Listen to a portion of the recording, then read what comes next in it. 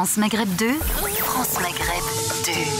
Dans un instant, on va parler de la guerre en Ukraine et de la Russie, dont le ton commence à monter avec des phrases employées par des responsables russes. Solution finale, comparer la situation des Russes à ce qu'ont subi les Juifs pendant la Seconde Guerre mondiale. Autour de quoi? Autour d'une bataille qui est en train de se jouer, autour de livraison d'armes. Il y en a qui peinent à livrer des armes lourdes. En même temps, on apprend que la France, d'ailleurs, augmente son budget militaire. Oui, voilà. Je ne sais pas combien de milliards en 7 ans. C'est impressionnant. Alors, bien entendu, on en reparle dans un instant sur France Maghreb 2. Restez avec nous. C'est le LGF pour y participer. 01 40 33 9000. Ne bougez pas. Le Grand Forum revient dans un instant. Le Grand Forum sur France Maghreb 2. Le LGF sur France Maghreb 2. Merci d'être avec nous en direct avec Tarek Mami. On sera rejoint par Sofiane Garbaoui qui est toujours dans son Uber. Voilà, circulation difficile ce soir, Tarek. Oui. Alors, et on salue notre ami Enver, qui est bloqué aussi, qui devait être avec nous aujourd'hui. Décidément, le lendemain de grève, c'est compliqué. Oui. Alors, on va parler maintenant de la Russie, plutôt de la guerre en Ukraine, où plusieurs enjeux se jouent. Mais ce qu'on a pu constater quand même, c'est un certain ton qui commence à changer, à monter en puissance de la part de l'exécutif russe. Poutine qui s'est exprimé hier, qui a employé le mot de solution finale. Lavrov qui a comparé la situation des Russes aujourd'hui à ceux des Juifs durant la Seconde Guerre mondiale. Comment peut-on interpréter ce ton qui est quand même passé dans un statut supérieur, là, pour le coup, qui est monté d'un cran? Alors, en réalité, aujourd'hui, il n'y a que les aveugles qui ne veulent pas voir, les sourds qui ne veulent pas entendre. Il est clair qu'aujourd'hui, la Russie est en train de faire la guerre, non pas à l'Ukraine, mais à l'OTAN, par l'Ukraine interposée. Oui, absolument. D'ailleurs, c'est ce qu'il laisse entendre. Là, les choses sont claires. Au début, on donnait, j'allais dire, les pistolets et les kalachnikovs, on donnait je ne sais pas quoi. Mais aujourd'hui, clairement, l'OTAN est pour moi, et je l'assume, pas l'OTAN, l'Ukraine est membre de l'OTAN, sauf sur le plan juridique. Parce que l'article 5 de l'OTAN, du traité de l'OTAN, dit quand un pays est attaqué, tous les autres pays doivent lui venir en aide et lui donner tous les moyens pour donc gagner la guerre. C'est ce qu'on fait aujourd'hui. Aujourd'hui, la phrase, et c'est malheureux pour le peuple ukrainien, c'est l'Amérique et l'OTAN font la guerre à la Russie jusqu'au dernier Ukrainien, physiquement. Les États-Unis et certains pays d'Europe entraînent chez eux des militaires ukrainiens. Alors, quand ces militaires vont revenir, ils reviennent effectivement avec le passeport ukrainien qui est leur, mais est-ce qu'ils reviennent aux mercenaires de l'OTAN ou pas? Est-ce qu'ils reviennent, j'allais dire, comme des agents de l'OTAN et des États-Unis? Toute la question est posée. Et donc, je suppose que le discours de Poutine hier et de Lavrov aujourd'hui est en train de dire, tant qu'à faire la guerre, qu'on la fasse clairement. Quand nous, donc, s'il y a tout ça qui arrive, pourquoi on ne bombarderait pas la Pologne pour que les Polonais vont rentrer et les choses soient beaucoup plus claires. Et on dirait que c'est comment dire, c'est l'arrière-pensée américaine.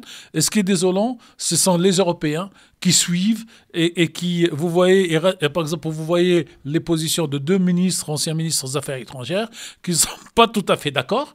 Vous avez donc monsieur, l'ancien Premier ministre, comment il s'appelle? De Villepin, et le ministre des Affaires étrangères, Védrine. Et ces deux-là, ils disent que ce n'est pas la bonne stratégie. Bon, la bonne stratégie, c'est quoi? L'Ukraine ne peut pas gagner contre la Russie. Elle ne peut pas récupérer la totalité des surfaces et surtout pas la Crimée. Alors, il y a un autre enjeu aussi important. On a parlé de RT France, la chaîne russe, qui avait été, vous le savez, suspendue. Oui. Et là, on a franchi un cap puisque cette chaîne ne peut plus faire face et va fermer définitivement. Ça s'appelle la liberté d'expression.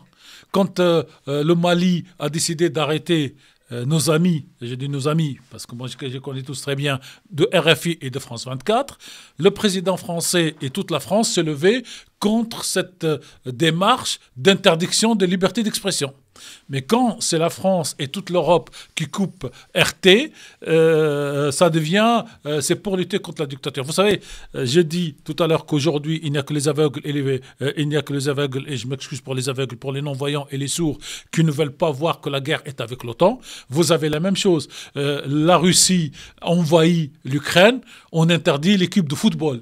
Ouais. Bon, je veux pas donner encore une fois Israël, on va me dire une obsession, Israël-Palestine. Israël joue dans la Coupe d'Europe de football. Géographiquement, il n'y est pas. Donc tout ça, c'est un rapport de force politique.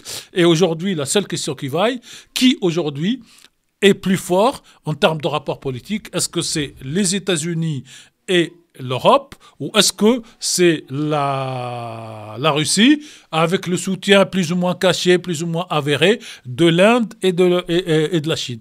Et nous sommes à un endroit de l'histoire, les Américains ont même inventé la fin de l'histoire parce que l'Amérique a mis la main sur le monde. Aujourd'hui, nous avons cette problématique, nous, simples citoyens, qui ne faisons pas de la politique au quotidien comme le président de la République, les ministres ou les chefs de parti.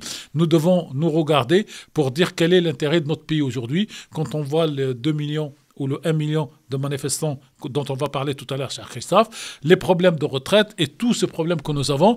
Est-ce que notre énergie, celle de notre président de la République, ne doit pas être plutôt mise à 100% pour régler nos problèmes, parce que c'est aussi comme ça que ça marche, et après s'occuper des Ukrainiens? Je vu hier, je ne sais pas si c'est dans le Figaro ou dans notre journal, où on annonce 4 millions d'Ukrainiens qui vont quitter maintenant l'Ukraine et dont une grande partie va venir en France.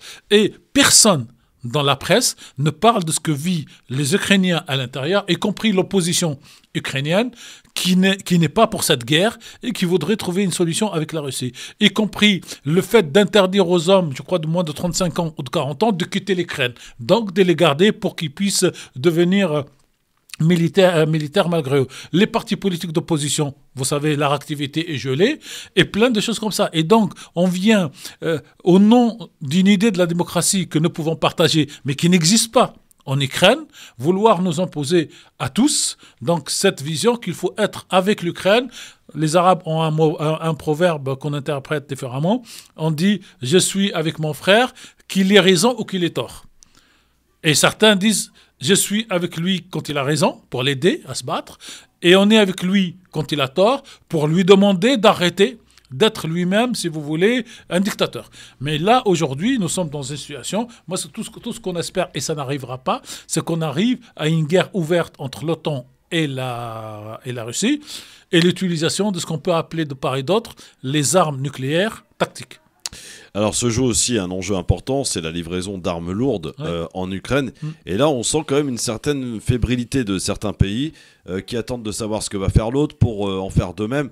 On sent qu'il y a une certaine hésitation, et d'un autre côté, Zelensky qui met la pression à tous ces pays en disant on a besoin des chars, d'armes lourdes évidemment pour se défendre.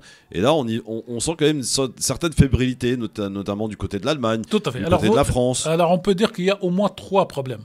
Le premier problème, c'est que l'Allemagne, qui a des intérêts et qu'elle sait que ces intérêts reviendront avec la Russie, ne veut pas commettre ce qu'on peut appeler, j'allais dire, ne veut pas franchir un pas sur lequel elle ne pourra pas revenir dans 5 ans, dans 10 ans et dans la mémoire. Et donc c'est pour ça qu'elle demande aux Américains, même pas aux Français, aux Américains, de commencer à livrer les armes, les tanks, les armes lourdes pour qu'elles suivent. Ça, c'est le premier point.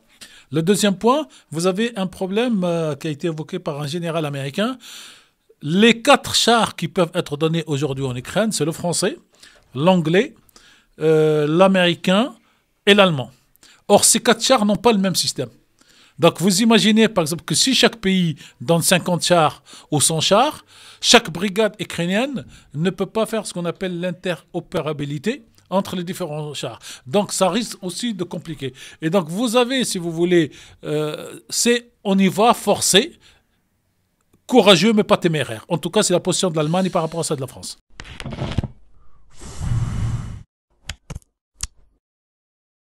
France Maghreb 2, France Maghreb 2.